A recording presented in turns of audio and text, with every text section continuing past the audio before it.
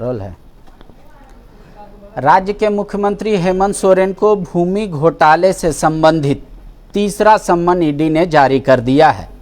पिछले 2 सम्मन में क्या कुछ हुआ वो आप तमाम दर्शकों को पता होगा। पहले सीएम जो सम्मन हुआ था उस सीएम ने उस सम्मन को चुनौती दी थी और कहा था ये वाजिब नहीं है। दूसरे सम्मन तक वो सुप्रीम कोर्ट पहुंच गए और तीसरा सम्मन भी जारी हो गया है और सीएम मुख्यमंत्री हेमंत सोरेन को 9 तारीख को ईडी ने अपने कार्यालय में बुलाया है पूछताछ के लिए। अब एक के बाद एक तीसरा सम्मन जारी हो जाने के बाद क्या विकल्प बचता है राज्य के मुख्यमंत्री हेमंत सोरेन के पास और ईडी के पास, वो हम आपको बताएंगे, वो हमारे सहयोगी आपको संजय समझाएंगे। पहले ये भूमि घोटाला है क्या संजय, और क्यों ईडी एक बार जब उनको माइनिंग घोटाले से संबंधित सम्मन में पूछताछ की और वो गए भी, फिर लगातार अब रिजिड हो गए हैं सीएम की नहीं जाएंगे, तो ऐसा क्यों परिस्थिति आपको लग रहा है उत्पन्न? देखिए, ये परिस्थिति इसलिए उत्पन्न हुआ है पांडे जी कि मुख्यमंत्री हेमंत सोरेन को जब पिछली दफ़ा सबसे पहली बार अवैध माइनिंग मामले में जब उनको समन किया गया और बुलाया गया तो वो गए भी और 17 नवंबर 2022 की बात है, जाकर के उन्होंने तकरीबन 10 घंटे तक ईडी के सवालों का जवाब दिया। इस बार जो है उनको लैंड स्कैम मामले में समन पहली बार किया गया। जब समन जारी किया गया था तो बाकायदा मुख्यमंत्री हेमंत सोरेन ने उसका विरोध किया और पूरे वो जो समन की वैधता है उस पे सवाल उठाते हुए कहा कि ये ईडी जो है टूल किट की तरह काम कर रही है और ज़रूरत पड़ा तो इसको जो है लीगल एक्शन भी बोल लेंगे। इस बीच दूसरा समन जारी कर दिया गया। दूसरे समन जारी करने के बाद जो एक डेट तय किया गया था कि 24 अगस्त को जो है मुख्यमंत्री को जाना है ईडी के पास, तो उस दिन नहीं जाकर के ईडी ने फिर से मुख्यमंत्री सचिवालय के एक कर्मचारी के जरिए जो है एक पत्र भिजवाया ईडी को और कहा कि देखिए आपने जो समन मुझे किया है उसके खिलाफ हम सुप्रीम कोर्ट चले गए हैं, रीट दायर किए हैं। चूँकि समन की वैधता पे उन्होंने पहले भी सवाल उठाया था कि ये जो समन किया जा रहा है वो एक तरीके से पॉलिटिकल परसेप्शन क्रिएट करने की कोशिश है और उनकी छवि धूमिल करने की कोशिश है। वो बोल रहे हैं कि लैंड स्कैम जब पहली दफ़ा जब उनसे पूछताछ हुई और बाकी लोकपाल सहित अलग अलग जो मसले चल रहे हैं तो सारा चीज़ जो है उनका पब्लिक डोमेन में है, तो कुछ भी ऐसा नहीं है कि आप हमसे जानना चाहते हैं।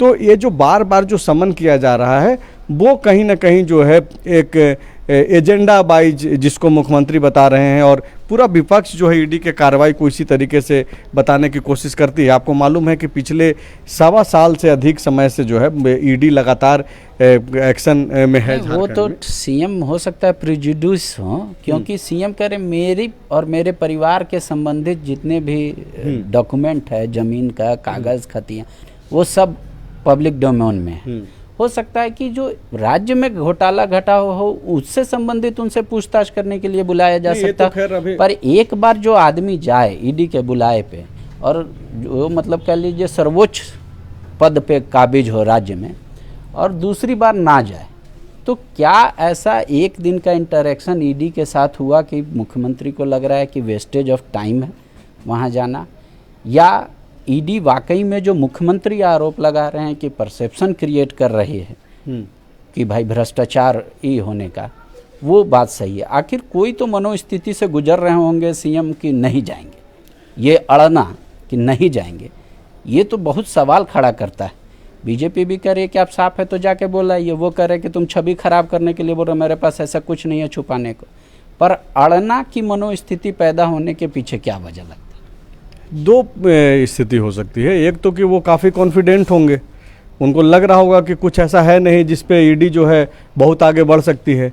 और एक दूसरा जो सबसे बड़ा इशू है वो सिर्फ हेमंत सोरेन से संबंधित तो है नहीं, पूरे देश भर में जो विपक्षी पार्टियां हैं वो लगातार ये बोल रही है कि विपक्षी पार्टियों को टारगेट किया जा रहा है। ईडी हो या फिर दूसरे जांच एजेंसी हो, चाहे वो सीबीआई हो या फिर और कोई एजेंसी हो, लगातार इन एजेंसियों पर आरोप लगते रहा है और ये कोई नई बात भी नहीं है। तो सिर्फ हेमंत सोरेन से संबंधित ये मसला नहीं है। अगर पॉलिटिकल परसेप्शन की बात करें बाकी तो सभी लोग तो जा ही रहे हैं दूसरे राज्य के, अगर जो भी नेता को बुला रही है ईडी या नहीं, मुख्यमंत्री भी गए थे। फिलहाल हम लोग जो टेक्निकल पॉइंट है उस पर दर्शकों को हम लोग बताने हैं। बाकी तो पॉलिटिक्स जो चल रहा है वो बीजेपी लगातार भ्रष्टाचार के आरोप लगाती ही है हेमंत सोरेन पे। नहीं, मैं ये जानना चाह रहा हूँ कि क्या वाकई में वेस्टेज ऑफ टाइम कर रही है ईडी? ये आप और हम कैसे तय करेंगे? ये मुख्यमंत्री का मसला है। मुख्यमंत्री ने तो प्रेस बयान जारी नहीं किया है। फिलहाल जो है कि सुप्रीम कोर्ट ये गए थे, उसकी जानकारी ईडी को दिया गया है कि भाई हम सुप्रीम कोर्ट चले गए हैं और आपने जो समन किया है उसको ही ये अवैध बता रहे हैं, टूल किट बता रहे हैं ईडी को। तो ये कुल मिलाकर के मसला है। अब है कि एक जो सूचना आई बीच में कि ईडी के तरफ से भी सुप्रीम कोर्ट में एक कैविएट डाला गया है, और चूंकि कैविएट जो आम दर्शक हैं उनको बताना यहाँ पे ज़रूरी है। दरअसल ईडी ने इसलिए ये कैविएट डाला है ताकि अगर मुख्यमंत्री द्वारा डाले गए रीट पर सुनवाई होती है तो ईडी का भी पक्ष जो है सुप्रीम कोर्ट में रखा जाए कि क्यों समन जो है भेजा जा रहा है। अब विकल्प क्या है? सवाल आपका जो सबसे पहले जब आप इंट्रो शुरू कर रहे थे, विकल्प ईडी के पास जो अमूमन जो होता है कि 3 बार तक जो है समन करने का विकल्प है, लेकिन चूंकि सामने मुख्यमंत्री हैं तो अभी थोड़ी देर पहले लाइव करने से पहले हम लोग जो एक सीनियर एडवोकेट हैं उनसे जो समझ रहे थे हम लोग चीज़ें, उनके मुताबिक वो ये बोल रहे हैं कि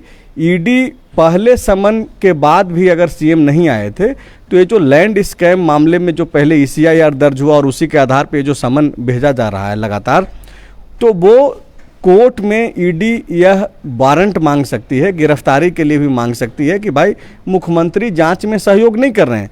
और ये जो लाइन है पांडे जी वो काफ़ी महत्वपूर्ण है कि सुप्रीम कोर्ट तक जो है कई मसलों पे इनकार कर चुका है कि भाई जांच में सहयोग तो करना ही होगा, चाहे आप किसी भी पद पे बैठे हुए व्यक्ति हैं। तो अगर ईडी अब जैसे तीसरा जो समन जारी हुआ है 9 तारीख को, जो सूचना मिल रही है अगर मुख्यमंत्री नहीं ही जाते हैं बाकी 2 समन के जैसा, तो ईडी के पास एक विकल्प ये हो सकता है कि ईडी कोर्ट जाए और ये बोले कि भाई देखिए इस फलाने मामला है जिस पे ईसीआईआर दर्ज हमने किया है और हम जांच कर रहे हैं और इसमें मुख्यमंत्री सहयोग नहीं कर रहे हैं।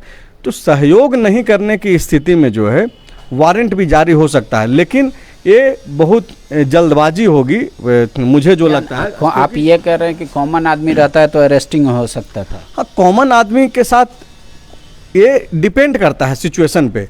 अभी भी चौथा समन भी हो सकता है, 5वां समन भी हो सकता है। मतलब ऐसा कुछ नहीं कि 3 समन जारी दिया तो अब चौथा समन जारी नहीं किया जा सकता है।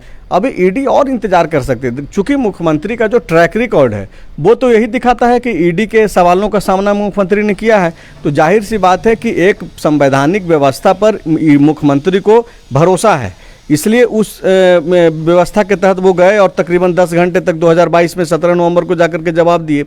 अब चूंकि इनको ये लग रहा है जैसा कि इनके पहले पत्र से या फिर इनकी पार्टी के द्वारा जो है झारखंड मुक्ति मोर्चा के द्वारा जो प्रेस कॉन्फ्रेंस के जरिए जो चीज़ें सामने रखी गई और उसमें जो कहा गया था कि भाई ईडी जो है पॉलिटिकल टूल किट की तरह काम कर रही है। वो तो मुख्यमंत्री का बयान है। नहीं, मुख्यमंत्री का ये बयान नहीं है, ये जो पत्र जो था उसमें भी था कि टूल किट की तरह ये चीज़ें हो रही है और एक एजेंडा, मतलब कि अदृश्य शक्ति जो पीछे से जो काम कर रही है, एक तरीके से जो केंद्र पे लगातार जो इशारा। तो आप देखिए पॉलिटिकल परसेप्शन सिर्फ एक तरीके का नहीं बनता है ना। आप याद कीजिए जब दोनों पक्ष में बनेगा, जो मान लीजिए कि अगर ईडी के कार्रवाई के पक्ष में होंगे वो भाजपा का जो तर्क है उस पर विश्वास करेंगे, बाकी जो विपक्ष कह रहा है पूरे देश में वो उस पर विश्वास करेंगे। वो इशू नहीं है। तो जनता क्या सोचे उनका विषय है और नेता क्या समझाने की कोशिश करें। विकल्प अब क्या है कि मान लीजिए ये तीसरा या चौथा समन भी बोल रहा है कि 5वां भी कर सकता है ईडी या कोर्ट जा सकता है। तो क्या मुख्यमंत्री हेमंत सोरेन की मुश्किलें बढ़ेंगी या 9 तारीख से पहले लग रहा है कि सुप्रीम कोर्ट में जो रिट दायर किया है उस पर सुनवाई हो जाएगा इंटरव्यू? अब चूंकि ये मुख्यमंत्री और उनके जो चाहने वाले लोग हैं उनकी निगाहें सुप्रीम कोर्ट पे ही होंगी कि अगर 9 तारीख से पहले, आज 1 तारीख है जब हम लोग बातचीत कर रहे हैं, अगर उसमें कुछ सुनवाई हो जाए, स्टे लग जाए ईडी के इस कार्रवाई पे, तब मुख्यमंत्री को राहत मिल सकती है। अगर वहाँ से ये बोल दिया जाए कि नहीं आप ईडी के सवालों का सामना कीजिए, जाकर के जांच में सहयोग कीजिए, तो फिर मुख्यमंत्री को जाना होगा। आपको याद होगा कि 18 दलों का जो एक संयुक्त जो एक याचिका डाला गया था ईडी के खिलाफ सुप्रीम कोर्ट में, तो उस वक्त भी ये बोला गया था कि देखिए चूंकि ये जो सारे लोग जो आप लोग आए हैं उसमें कोई ऐसा व्यक्ति नहीं है जिससे सीधा मामला संबंधित हो, बोल जब आएगा तो वो विचार कर सकते हैं। और खास करके देखिए बहुत टेक्निकल पॉइंट जो लीगलिटी पे जो सवाल है कि आपने जो समन किया है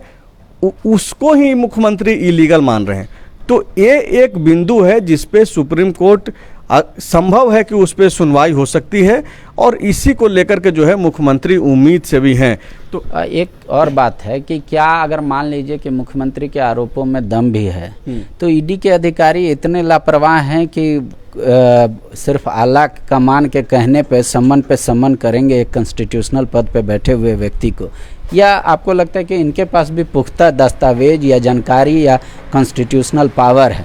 नहीं तो किसी को सिर्फ कहने पे कोई अधिकारी अपना नौकरी पे दाव लगाएगा? नहीं, देखिए दो चीज़ें हैं पांडे जी।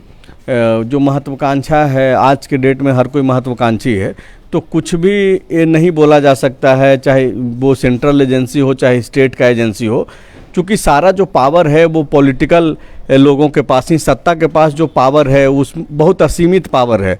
तो कौन कब कैसे सत्ता के लिए पावर के अंदर किस तरीके से एक्ट करेगा, ये पहली दफ़ा नहीं हो रहा है, और आप या हम ये एश्योर नहीं कर सकते हैं कभी कि आगे भी नहीं होगा। इसका इतिहास रहा है, ये हम लोग जो बात कर रहे हैं भारत में, इसका इतिहास है कि पहले भी इसी सीबीआई को तोता बोला गया, अभी सीबीआई एक्ट नहीं कर रही है, ईडी एक्ट कर रही है। तो बहुत सारी चीज़ें हैं। आप देखिए पब्लिक भी बढ़ चुकी है, आप लाख साबित कर लीजिए, आज जो हेमंत सोरेन के जो चाहने वाले हैं वो उनके साथ खड़े हैं, और आप पिछले 1.5 साल में देखें जो कार्रवाई शुरू हुई है तो उसके बाद वो मजबूती से उभरे भी हैं, और यही ताकत जो मुझे लग रहा है कि उनके अंदर कॉन्फिडेंस भी पैदा कर रहा है, और वो अब लड़ता हुआ दिख रहे हैं।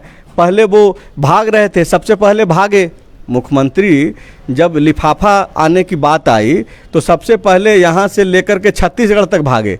फिर आप देख रहे होंगे कि वो सामना शुरू किए, ईडी के सवालों का सामना किए जा करके, अब वो सामने से लड़ रहे हैं, एकदम जिसको बोलते हैं ना कि एकदम निडरता के साथ खड़े हो जाना। क्या मुख्यमंत्री के पास ऑप्शन खत्म हो गया, लड़ाई के अलावा और कोई ऑप्शन नहीं है, इस वजह से लड़ रहे हैं, या इनको लग रहा है कि ये स्टैंड ज़्यादा ठीक है?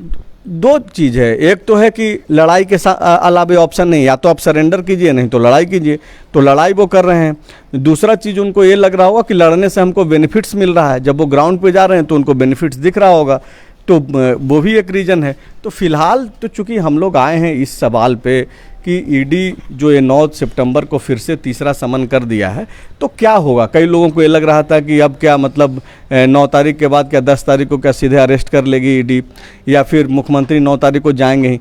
तो 2-4 विकल्प जो दोनों तरफ है वो हम लोग बताने आए हैं कि भाई ईडी और चौथा समन भी कर सकते हैं, 5वां समन भी कर सकती है, और नहीं तो वो कोर्ट भी जा सकती है कि भाई मुख्यमंत्री हमारे जांच में सहयोग नहीं कर रहे हैं। तो एक विकल्प, ये तीनों विकल्प ईडी के पास है। मुख्यमंत्री के पास विकल्प है कि भाई वो जा करके और सवालों का जवाब दे दें। दूसरा विकल्प उनके पास है कि अगर 9 तारीख से पहले सुप्रीम कोर्ट में सुनवाई हो जाए, जो कि ईडी के समन के खिलाफ जो रीट दायर किया गया है उस पर अगर कोई राहत मिल जाए तो वो एक विकल्प है, ये बच सकते हैं। शुक्रिया। तो आप समझ लीजिए कि विकल्प दोनों तरफ है, ईडी के पास भी और हेमंत सोरेन के पास भी, लेकिन कौन सा विकल्प सटीक बैठेगा और कौन सा फैसला कोई ले रहा है तो वो सोच समझ कर ले रहा है। क्या चौथा समन ईडी करेगी या अदालत जाके कहेगी कि मुख्यमंत्री सहयोग नहीं कर रहे हैं जांच को। लेकिन अगर मुख्यमंत्री जो कह रहे हैं कि जांच मेरे पास कुछ नहीं है वैसा बताने को, जो कुछ है सब पब्लिक डोमेन में है, प्लेटफॉर्म पे है, नहीं है तो फिर से भिजवा देंगे, वो बात सही है। सुप्रीम कोर्ट में क्या 9 से पहले ये फैसला तय होगा या 9 को कहीं और ईडी दिखाई देगी, वो बाद में पता चलेगा। लेकिन 9 तारीख तक तीसरा समन मुख्यमंत्री को आने के लिए जारी कर दिया गया है। अब देखिए कि आगे या तो मुख्यमंत्री हेमंत सोरेन क्या निर्णय लेते हैं या फिर ईडी क्या निर्णय लेती है। आप सभी लोगों का बहुत बहुत शुक्रिया।